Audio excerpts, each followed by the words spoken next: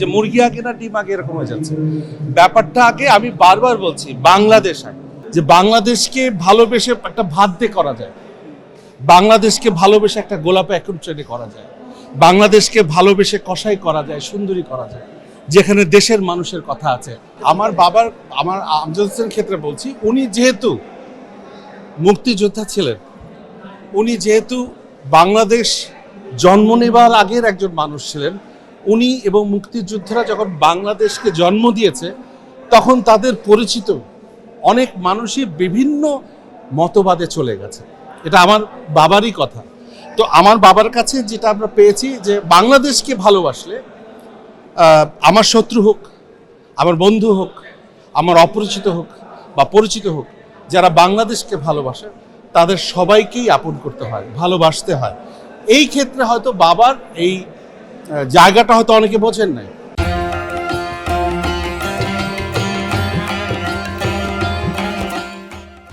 হয়তো অনেকে তাকে অ্যাসেস করতে পারেন নাই। তার সাহিত্য পড়লে, তার চলচ্চিত্র দেখলে এই সব ভুল ভেঙে যাবে। ভবিষ্যতের প্রজন্মরা বুঝবে যে বাংলাদেশকে ভালোবেসে একটা ভাত দিয়ে করা যায়, বাংলাদেশকে ভালোবেসে একটা গোলাপে এখন ট্রেনে করা যায়, বাংলাদেশকে ভালোবেসে কষাই করা যায়, সুন্দরী করা যায়, যেখানে দেশের মানুষের কথা আছে।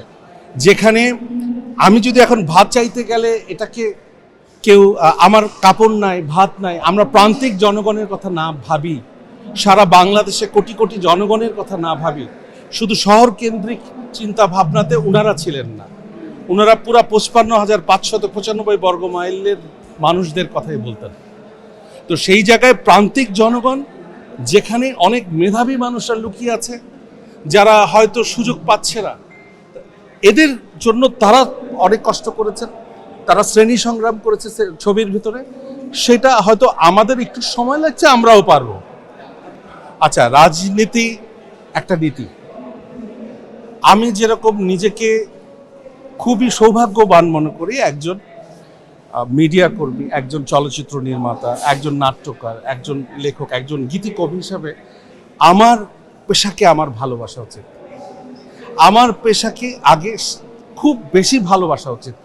তারপরে একটা রাজনৈতিক সচেতনতা তো থাকতে হবে নাগরিক হিসাবে, এটা সবার মতোই।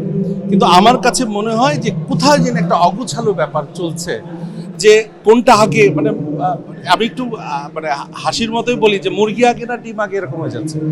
ব্যাপারটা আগে আমি বারবার বলছি বাংলাদেশ আগে, নিজের কাজ আগে, আমার বাংলাদেশ আগে। তারপরে বাংলাদেশের ভিতরে কি হচ্ছে, ৫৫,৫৯৫ বর্গ মাইলের মধ্যে সব আমার। এখানে খারাপও থাকতে পারে, ভালো থাকতে পারে, বাট একজন নাগরিক হিসাবে আমাকে সবই দেখতে হবে। যারা দুঃখে আছে তাদের দেখতে হবে, যারা খারাপ আছেন তাদের সাথে মত বিনিময় করতে হবে, যারা ভালো আছেন তাদেরকে আরো ভালো করতে হবে। কিন্তু আমি যখন পুরো দেশটাকে নিয়ে ভাববো তখন তো আমার এত কৌণিকভাবে ভাবার